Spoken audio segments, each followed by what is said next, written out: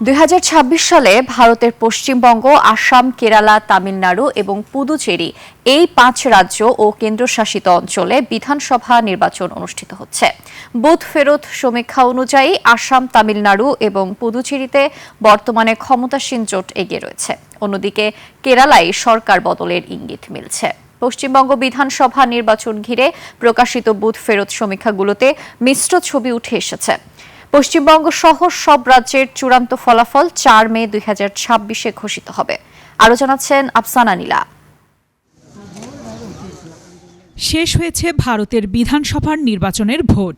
Booth ফেরত জরিপের ফল আসতে শুরু করেছে। পশ্চিমবঙ্গে বেশিরভাগ জরিপে দেখা যাচ্ছে বিজেপি এগিয়ে রয়েছে এবং সংখ্যাগরিষ্ঠতা পেতে যাচ্ছে। আবার কোনো কোনো জরিপে বিজেপি ও তৃণমূলের মধ্যে হাড্ডাহাড্ডি লড়াইয়ের ইঙ্গিত। রাজ্যে ২৯৪ আসনের বিধানসভা সরকার গঠনের জন্য প্রয়োজন ১৪৮টি আসন।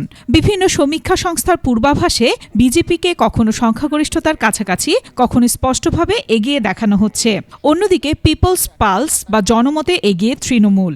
চাণক্য স্ট্র্যাটেজির বুথ ফেরত সমীক্ষা অনুযায়ী ভারতীয় জনতা পার্টি বিজেপি ১৫০ থেকে ১৬০টি আসন পেতে পারে, আর তৃণমূল কংগ্রেস পেতে পারে ১৩০ থেকে ১৪০টি আসন। পিপলস পালসের সমীক্ষায় তৃণমূল এগিয়ে রয়েছে, যেখানে তাদের আসন সংখ্যা ধরা হয়েছে ১৭৮ থেকে ১৮৯, আর বিজেপি পেতে পারে ৯৫ থেকে ১১০টি আসন। Minimum 85%, maximum 90% vote. পোল ডায়েরির সমীক্ষা তুলনামূলকভাবে কাছাকাছি লড়াইয়ের ইঙ্গিত দিচ্ছে। এখানে বিজেপি ১৪২ থেকে ১৭১টি এবং তৃণমূল ৯৯ থেকে ১২৭টি আসন পেতে পারে বলে বলা হচ্ছে। অন্যদের ক্ষেত্রে সম্ভাব্য আসনের সংখ্যা ৫ থেকে ৯। নির্বাচন ২ দফায় সম্পন্ন হয়েছে। এবারের ভোটে পশ্চিমবঙ্গে ৯০% বেশি ভোটদানের হার নজর কেড়েছে। অন্যদিকে পশ্চিমবঙ্গের মতো ভারতের অন্য ৩ রাজ্য আসাম, কেরালা, তামিলনাড়ু ও কেন্দ্রশাসিত অঞ্চল পুদুচেরিতেও বিধানসভা নির্বাচনের বুথ ফেরত জরিপের তথ্য আসতে শুরু করেছে। সেখানেও প্রতিদ্বন্দ্বী দলগুলোর মধ্যে হাড্ডাহাড্ডি লড়াইয়ের আভাস। আগামী ৪ মে সোমবার পশ্চিমবঙ্গের পাশাপাশি এসব রাজ্যের ভোটের ফল প্রকাশ হবে।